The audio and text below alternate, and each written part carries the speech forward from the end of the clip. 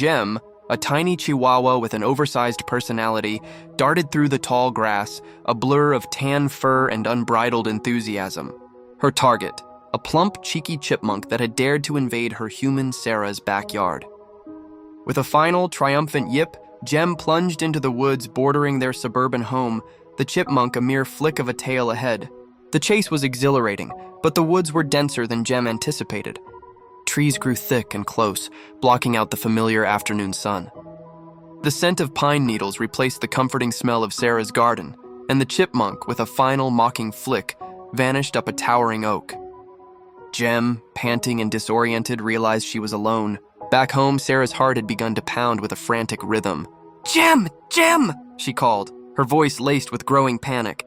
She searched every bush, every flower bed, before her gaze fell upon the dark, inviting maw of the woods. A cold dread settled in her stomach.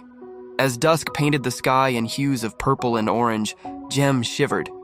A rustle in the branches above startled her, and she looked up to see a pair of enormous amber eyes blinking down. It was Hoot, an old owl known for his wisdom and quiet demeanor.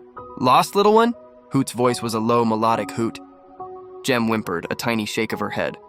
"The way back is where the trees thin and the lights twinkle," Hoot advised, gesturing with a wing towards a direction Jem couldn't quite discern in the encroaching gloom. He tried, patiently hooting and pointing, but the forest was a labyrinth to Jem's small senses, and every direction looked the same. Hoot, with a sigh that ruffled his feathers, knew he couldn't physically guide the tiny dog. Just as despair began to settle in, a soft snort broke the silence. Jem looked up, and through the shadows, she saw a magnificent doe. Her coat a rich, velvety brown, her eyes gentle and knowing. The deer lowered her head, nudging Jem's side with her wet nose. The deer turned, taking a slow, deliberate step, then another, glancing back as if to say, "Follow me." Jem, trusting her instinct, trotted behind, her tiny legs working hard to keep up with the deer's graceful pace. The doe led her through thickets and over fallen logs, always choosing the path of least resistance, always with an unhurried certainty.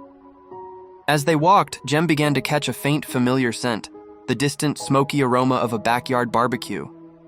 Then, through a break in the trees, she saw it, a cluster of twinkling lights, Sarah's backyard. With a joyful yelp, Jem broke free from the deer's side and sprinted towards the fence. Sarah, who had been about to give up her search for the night, looked up at the sound, her face a mask of exhaustion and worry. Her eyes widened, then filled with tears as she saw her tiny, beloved Chihuahua bursting out of the woods. She scooped Jem up, holding her tightly, murmuring reassurances.